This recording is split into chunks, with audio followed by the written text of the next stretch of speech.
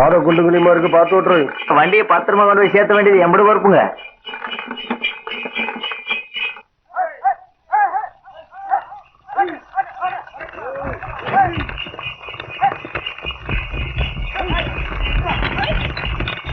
என்னடா இது, வண்டிகள்லாம் வேகமா வருது?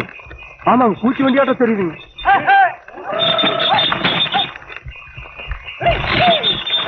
வண்டி வடக்கு திருப்பு. சரி.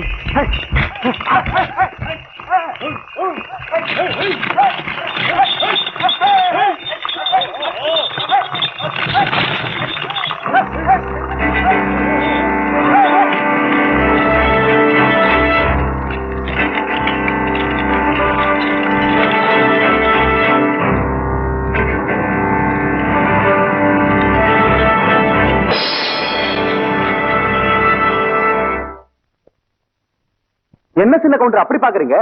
அந்த பஞ்சாயத்துல சரியான தீர்ப்பு சொல்ல முடியாமத்தான் உங்க அப்பாரே தூக்குல தொங்கிட்டாரு. அப்படி இருக்கும்போது நீங்க சொன்ன தீர்ப்பு தப்புதான் எடுத்துக்காட்ட வேணாம். அதுக்கு தான் இத்தனை பேர் வந்திருக்கோம். டேய், எடுத்துக்காட்டுங்கடா.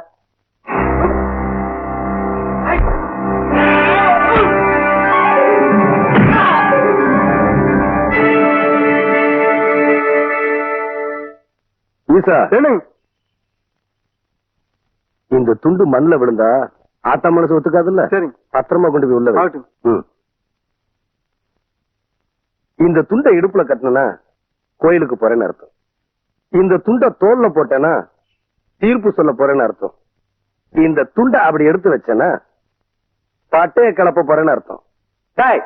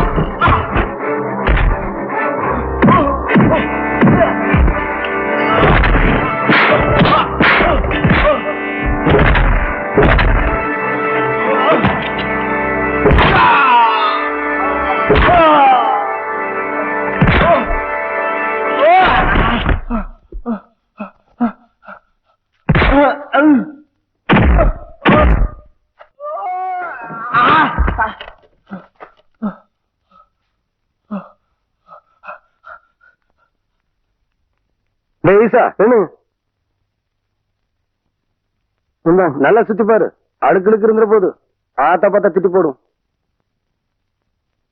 ஆஹா, சுத்தமா வெளுத்து கட்டணமா இருக்குது. சாத்து முடி சேர்த்து முடி நல்லழகம் போட்ட முடி 3 முடிச்சடியோ போட்டவர் போனதெங்கே நாக்கருவா முக்கருவா நாலாம் பெறையருவா வெள்ளி புடியருவா தந்தவரே போனதெங்கே. நம்ம யாருக்கா காத்துட்டு இருக்கிறோம்? பெரிய கவுண்டருக்கு ஏன் தனியா அறுவடை பண்ணுது? நியாயத்துக்காக உத்தரவு விட்ட பெரிய கவுண்டரை ஊர் சுடுகாட்டுல போச்சுட்டா 10ஓட 11 போயிடுமேனு தன்னோட சொந்த நிலத்திலேயே புதைச்சிட்டாங்க பெரிய கவுண்டச்சி.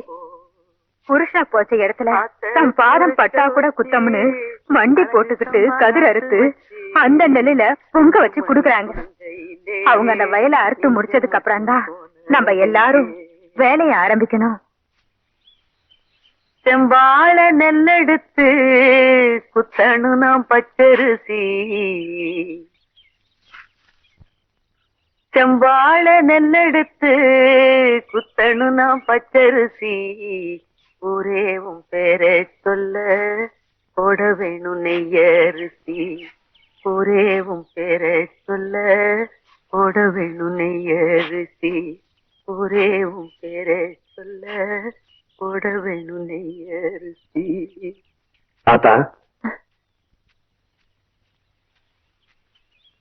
ஆத்தா என்ன ஆசீர்வாதம் பண்ணுங்க. நவராசனா ஐயா, அப்பா நினைச்ச தீர்ப்ப நான் தப்பாம சொல்லி போட்டு வந்துட்டேன். ஆத்தா உன் விரதத்துக்கு பங்கம் வராம மீதி நல்ல நான் கொண்டு வந்து சேர்க்கிறேன். ஆத்தா நீ வீட்டுக்கு போ. ராசா இப்ப தாண்டா என்ற மனசு குழுகுழுன்னு இருக்கு.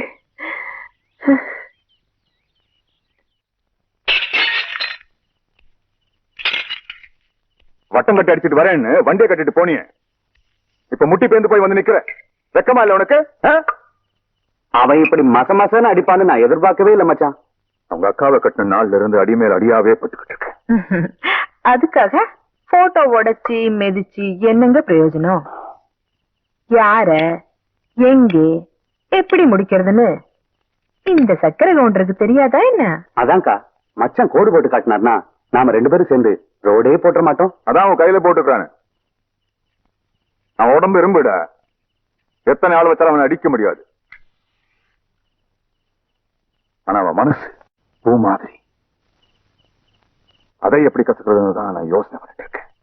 உங்களுக்கு தெரியாதா என்ன? அப்போ நான் நர்ஸா இருந்தப்போ என் பார்வை உங்க மேல பட்டதும் கொஞ்சம் நெஞ்சம் மூச்சு விட்டுட்டு இருந்த உங்க பொஞ்சாதிய எனக்காக கொண்டவராச்சே நீங்க. பழைய கதையெல்லாம் ஏன் கலர் மச்சான்? பழசோ புதுசோ இப்ப அடிபட்டு வந்து நிக்கிறது நானு. இதுக்கு என்ன பண்றது? டேய் நீ போடா. உங்க மச்சானுக்கு மனசுல அடிபட்டு இருக்கு. அதுக்கு என்ன மருந்து போடணும்னு எனக்கு மட்டும்தான் தெரியும்.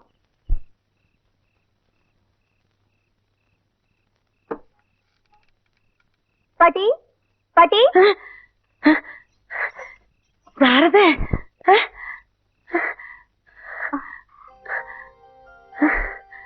என்ன பாட்டி அப்படி பாக்குறீங்க?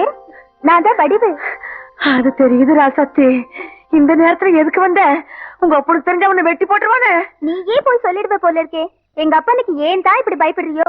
இந்த பயம் இன்னைக்கு நேத்துக்கு வந்தது இல்லாத்தா. என்னைக்கு என்ற பொண்ணை உங்க ஒப்பன் கையில பிடிச்சு கொடுத்தனோ அன்னைக்கே ஆரம்பிச்சிருச்சு. பாவி மகன் ஒப்பன் கொடுமை தாங்க முடியாம பாதியிலேயே போய் சேர்ந்துட்டா. உனக்கு ஒரு நல்லது நடக்கிற வரைக்கும் இப்படித்தான் என்ற நெஞ்சு பயத்துல திக்கு திக்குன்னு கிடந்து அடிச்சுக்கும். அது சரி பாட்டி, எங்க மாமா இங்க உடனே பாக்கணும். அங்க வார ஆறு வாரதுன்னு. மாமா மாமா, நீங்க பஞ்சாயத்துல சரியா தீர்ப்பு சொல்லணும்னு உச்சமல்ல பிள்ளையாருக்கு பூஜை பண்ணிட்டு வந்தேன். அதான் இது. ஐயோ எங்க அப்பனுக்கு தெரிஞ்சா எனக்கு கொன்னே போட்டுருவாரு. வரேன் பாட்டி, வரேன் மாமா. இந்தம்மா நீ தனியா போறேன். இது செய்யறது எல்லாம் பார்த்தா கொக்கால பாக்குற மாதிரியே இருக்குதுய்யா. வளர்றது வேற இடமா இருந்தாலும் ஓடுறது நம்ம இடத்தான்.